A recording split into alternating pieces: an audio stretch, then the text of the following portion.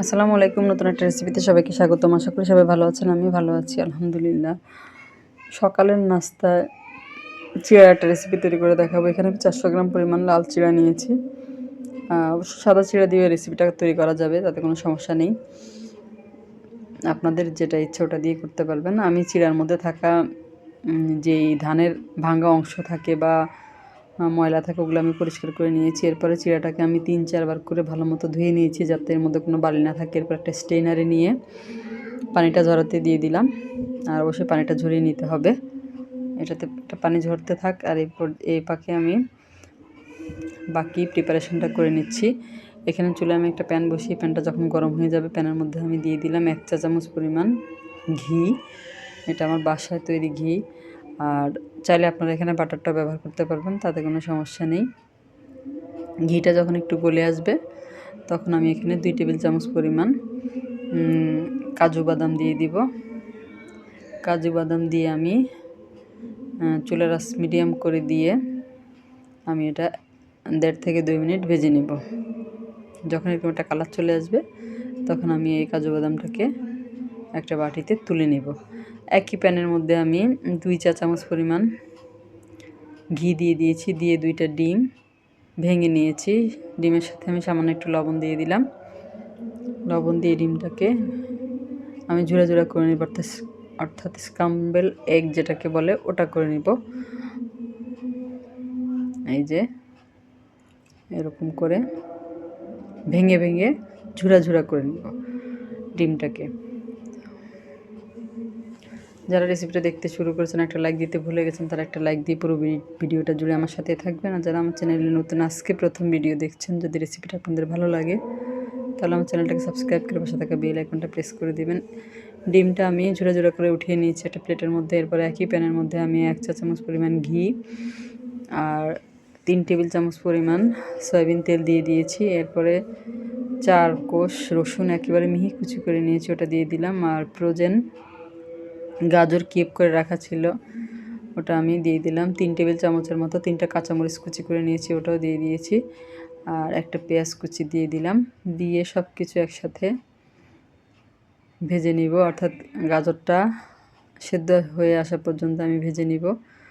আর এর মধ্যে রসুনটাও খুব ভালো মতো ভেজে নিব, এতে করে খুব সুন্দর একটা সুঘ্রাণ আসবে। আপনারা যদি কেউ রসুন পছন্দ না করেন সেক্ষেত্রে রসুনটা না দিলেও হবে। আর আমি এখানে তেল এবং ঘি ব্যবহার করেছি। আপনারা চাইলে শুধু ঘি দিয়েও এটা করতে পারেন, চাইলে শুধু বাটার দিয়ে তৈরি করে নিতে পারেন, তাতে কোনো সমস্যা নেই। গাজরটা যখন ভাজা ভাজা হয়ে যাবে অর্থাৎ সেদ্ধ হয়ে যাবে তখন আমি আগে থেকে ধুয়ে রাখা চিড়াগুলো দিয়ে দিব। চিড়া দিয়ে খুব ভালো মতো মিশিয়ে নিব গাজর, পেঁয়াজ কুচি, কাঁচামরিচ কুচি, রসুনের সাথে। আর রসুনের পরিমাণটা এখানে একেবারে কম দিলেই হবে। আমি একেবারে কম দিয়েছি, আপনারা দেখতে পেয়েছেন কতটুকু দিয়েছি। এরপর খুব ভালো মতো মিশিয়ে নিতে হবে। আর এ পর্যায়ে আমি দিয়ে দিলাম 1 চা চামচ পরিমাণ কালো গোলমরিচের গুঁড়া। গোলমরিচের গুঁড়াটা দিয়েও মিশিয়ে নিব।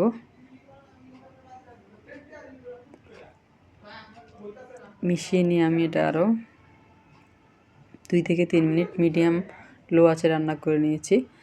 আর এ পর্যায়ে আমি দিয়ে দিলাম স্বাদ অনুযায়ী লবণ। আরও 3 থেকে 4 মিনিট আমি রান্না করে নিয়েছি, অর্থাৎ ভাজা ভাজা করে নিয়েছি।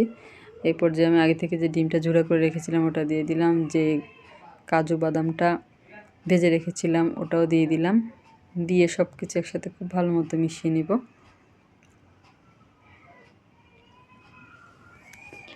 এই যে, আর যারা ফেসবুক থেকে দেখছেন নতুন নতুন রেসিপি পাওয়ার জন্য আমার পেজটাকে ফলো দিয়ে রাখবেন।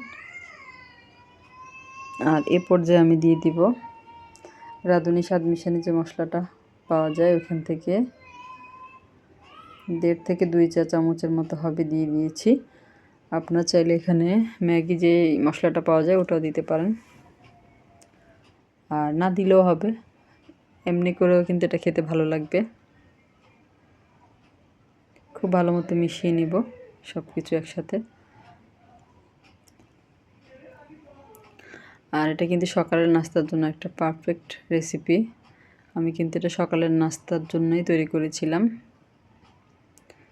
আরও 2 মিনিটের মতো রান্না করে নিয়েছি। রান্নাটা কিন্তু আমার হয়ে গিয়েছে। শেষে আমি এখানে 2 টেবিল চামচের মতো ধনেপাতা কুচি দিয়ে দিলাম। ধনেপাতা কুচি দিয়ে সব কিছু মিশিয়ে নিব।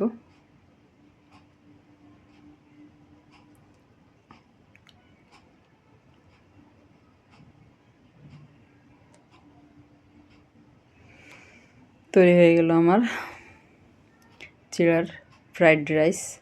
বাসায় অবশ্যই একবার এভাবে ট্রাই করে দেখবেন, খুবই মজার একটা রেসিপি। আপনারা চাইলে কিন্তু এখানে মুরগির মাংস কুচি করেও দিতে পারেন, তাতেও কিন্তু মজা লাগবে। রেসিপিটা আপনাদের কাছে কেমন লাগলো কমেন্ট করে জানাবেন। সবাই অনেক বেশি ভালো থাকবেন। আল্লাহ হাফেজ।